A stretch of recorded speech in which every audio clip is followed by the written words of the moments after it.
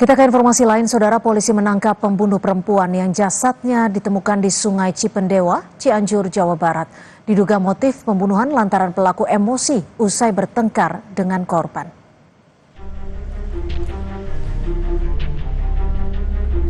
4 Juni 2025 lalu, sesosok jasad perempuan tanpa identitas ditemukan warga di Sungai Cipendewa, Desa Pakuwon, Puncak, Cianjur.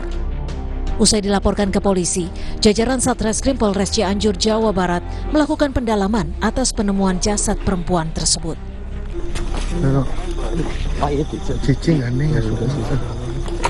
Setelah 3 pekan, polisi akhirnya menangkap pelaku Fauzan Saifur Rohman yang merupakan kekasih korban. Pelaku ditangkap di tempat persembunyiannya di kawasan Jati Sampurna, Bekasi, Jawa Barat.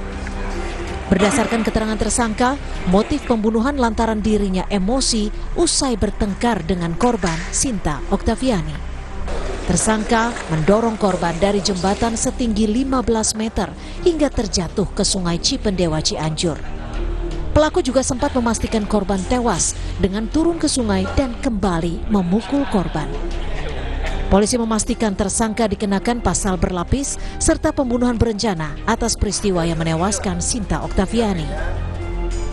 Bisa ditetapkan pasal pembunuhan berencana karena udah ada niat dari pelaku ya, pada saat di atas jembatan, karena sudah niat pelaku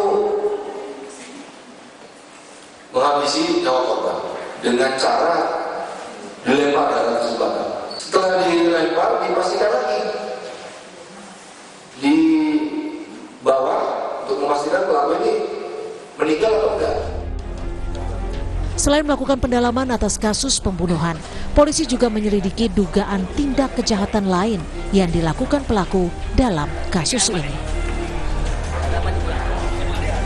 Angga Riyadi, Kompas TV, Cianjur, Jawa Barat.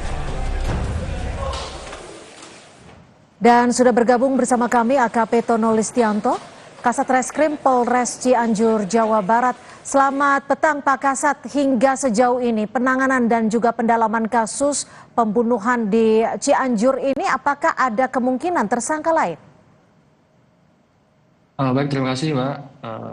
Untuk tersangka lain kami pastikan tidak ada karena memang pelakunya tunggal, yaitu tersangka saudara MFS ini. Dan untuk kaitannya dengan tindak pidana lain tentunya kita juga lagi mendalami karena memang selama kurang lebih 2 bulan ini kami cek di device daripada tersangka dan korban itu sering transaksi. Jadi korban ini dijual. Nah, ini sedang kita dalami oleh tim penyelidik dan penyidik Satreskrim. Nanti perkembangannya akan kami sampaikan kembali.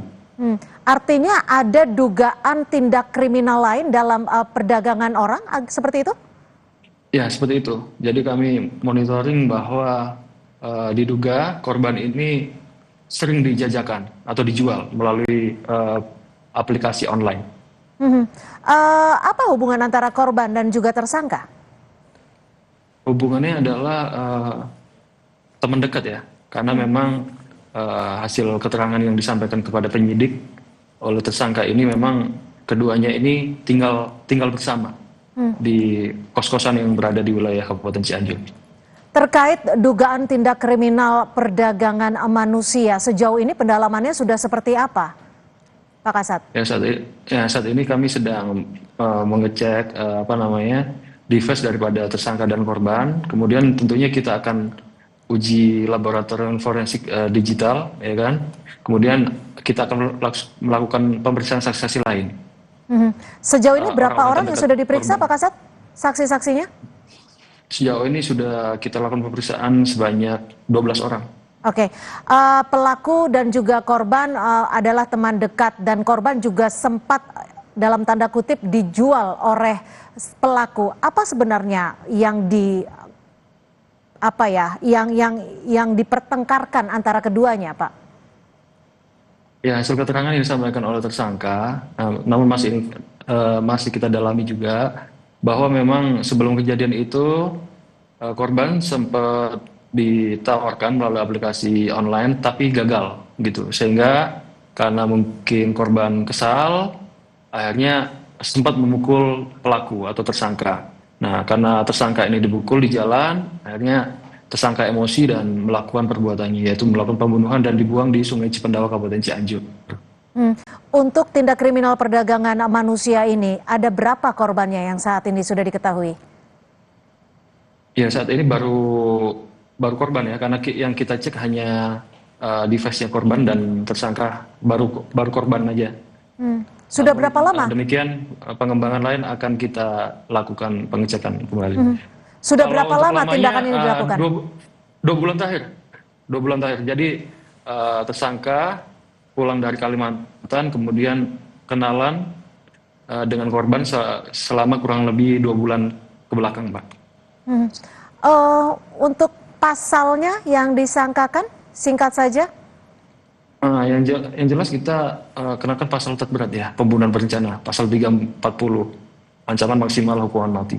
Baik, terima kasih AKP Tono Listianto, Kasat Reskrim Polres Cianjur. Selamat sore. Sama-sama.